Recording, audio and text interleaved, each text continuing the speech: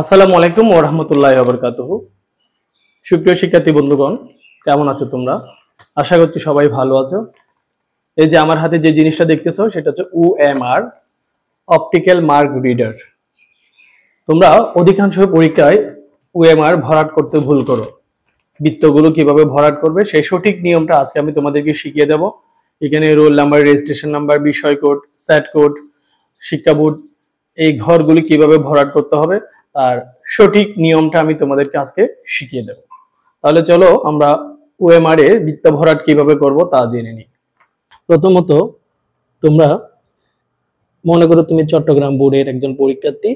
আমি এখান থেকে শুরু করলাম, তাহলে তোমাকে ভরাট করতে হবে চট্টগ্রাম বোর্ড। প্রথমে বৃত্তের বাইরের অংশ ভরাট করবে, তারপর ভেতরের অংশ ভরাট করবে।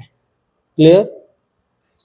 এরপর দেখো তোমার রোল নাম্বার। সাপোজ তোমার রোল নাম্বার আমি ধরলাম মনে মনে 1 2 8 4 7 6, মনে করো এটা তোমার রোল নাম্বার। তাহলে কিভাবে ভরাট করবে? এই যে 1, দেখো এখানে কি লেখা আছে প্রথম সারিতে 0 0 0 0 0, এরপরে 1 1 1, তারপরে 2, এরপরে 3 4 5 6 7 8 9। তাই বলে আমি কি করব, এই যে যেখানে 1 আছে দেখো 0 0 নিচে 1, 1 এর নিচ বরাবর যে ঘরে গিয়ে আমি 1টা খুঁজে পাবো সেখানে আমি 1টা ভরাট করব। প্রথমে বাইরের অংশ এভাবে ভরাট করব, তারপর ভেতরের অংশ ভরাট করে দেব। সম্পূর্ণ বৃত্ত ভালোভাবে ভরাট করতে হবে, কোনো যাতে খালি না থাকে কিংবা একটার সাথে আরেকটা যাতে কি না হয়, লেগে না যায়। এরপরে দেখো 2 2 কোথায় আছে? এই 0 1 2, এই 2 এর নিচে এসে আমি প্রথমে বাইরের অংশ তারপর ভেতরের অংশ ভরাট করব। এটা হলো 2।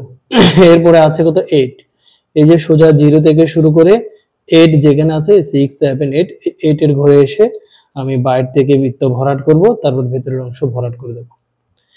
মনে রাখতে হবে বৃত্ত ভরাটের ঘর অবশ্যই কালো কালির বল পয়েন্ট কলম দ্বারা করতে হবে।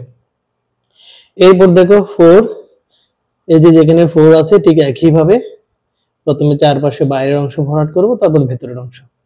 এরপরে দেখো 7, সোজা গিয়ে 7 এর ঘরে গিয়ে প্রথমে বাইরের অংশ ভরাট করব, তারপর ভেতরের অংশ। এরপরে 6, প্রথমে বাইরের চারদিক দিয়ে আস্তে করে ভরাট করব, তারপর ভেতরের অংশ ভরাট করে দেব। ক্লিয়ার? এটা হচ্ছে রুল নাম্বার। এরপর আসো রেজিস্ট্রেশন নাম্বার। মনে করো তোমার রেজিস্ট্রেশন নাম্বার হচ্ছে 2 2 1 4 7 9।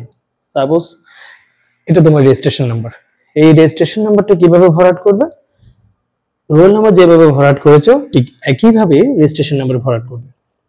যেমন 2, যেখানে 2 আছে 2 এর নিচে গিয়ে নিচ বরাবর 2 ভরাট করব। এরপর আবারও 2 আছে, তাই এই 2 এর পাশে গিয়ে আবারও 2 ভরাট করব। এরপর 1 আছে, 1 এর ঘরে গিয়ে আমি 1টা ভরাট করব। 4 যেখানে লিখে আছে সোজা গিয়ে 4 এর ঘরে গিয়ে 4টা ভরাট করব। 7 যেখানে লিখে আছে 7 এর ঘরে গিয়ে 7 ভরাট করব। 9 যেখানে লিখে আছে 9 এর ঘরে গিয়ে 9 ভরাট করব। ওকে, তাহলে রেজিস্ট্রেশন নাম্বার ভরাট হয়ে গেল। এরপর আসো মনে করো তোমার পরীক্ষা হচ্ছে বিজিএস। তাহলে বিজিএস পরীক্ষা তোমার প্রশ্নের বিষয় কোড কত? দেখো বিজিএস এর বিষয় কোড দেখো, এই যে এটা হচ্ছে আমাদের বিজিএস পরীক্ষার প্রশ্ন। এই পরীক্ষার প্রশ্নের বিষয় কোড হচ্ছে 150। তাহলে বিজিএস এর বিষয় কোড 150, আমি এখানে লিখব 150 150। তদ্রুপভাবে তোমার যদি ধর্ম হয় ধর্ম 111 112 113, যার যেটা কোড হয় 109 107, যেদিন যে সাবজেক্ট পরীক্ষা হবে সেদিন সে বিষয় কোড লিখে 101, এই যে 0 নিচে 1 আছে আমরা 1 পূরণ করব।